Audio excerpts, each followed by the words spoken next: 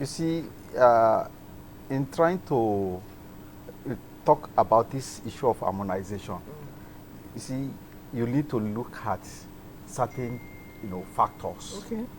You talk of work risk. Okay. Right? When you look at work risk, if the risk you take to doing work is not as much as mine, right? Even if we're on the same scale, there are tendencies for discrepancies. Okay. You cannot imagine somebody working at the oil rig that a slightest mistake is gone, right? Such person must be paid based on some allowances to justify the risk he's taking. But again, doctor, I want to quickly say, look at it. When you now look at, when you talk of the basic, it's likely to be the same.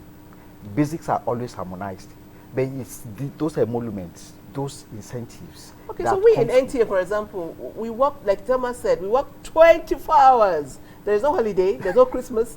Why are we not getting, I mean, there's something that I don't know. Why are we not getting some of these packages? Sincerely speaking, you see, you are doing a lot too. Okay. And we need to thank you, because without you, how will people get to know about what anybody's doing? Thank you, sir.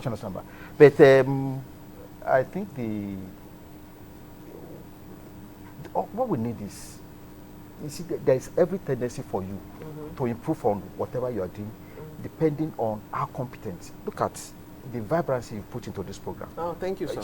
So it is somebody somewhere may just see you and say, oh, you deserve a better place than where you are. You need to earn more. So you keep on doing the good things. Okay. Workers that are always doing the better things are always compensated. Okay. When I came in here today, I said something that God will compensate you. Amen. You said so. Go to church. Yes.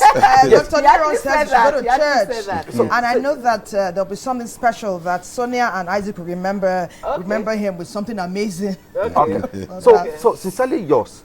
When you look at the risk involvement, then you people, you are always very joyful. That is enough for compensation. But sincerely speaking, let's talk about it. The Honorable already mentioned it. The minimum wage in Nigeria, the take home of an average worker in Nigeria is too low. And that is why perhaps, I'm not speaking for government. I don't work for government. So, perhaps we need to do more. How? The government should come up with modalities to ameliorate most of these pains. Like, for instance, I operate in the non-formal sector, right? Yes. And most of the times, when you talk of risk involvement in plying our trades, like you go to the markets now, you hear of a burning market, theft, harassment on the roads, stealing and all those sort of things. There is nothing in place that the government has done to ameliorate all this risk borne by these private sector workers. Okay. That is one. Then another thing is our workers need to be trained. See, when you are trained and you are trained properly, remember we're in a digital world that we multitask. You are not limited to doing one thing.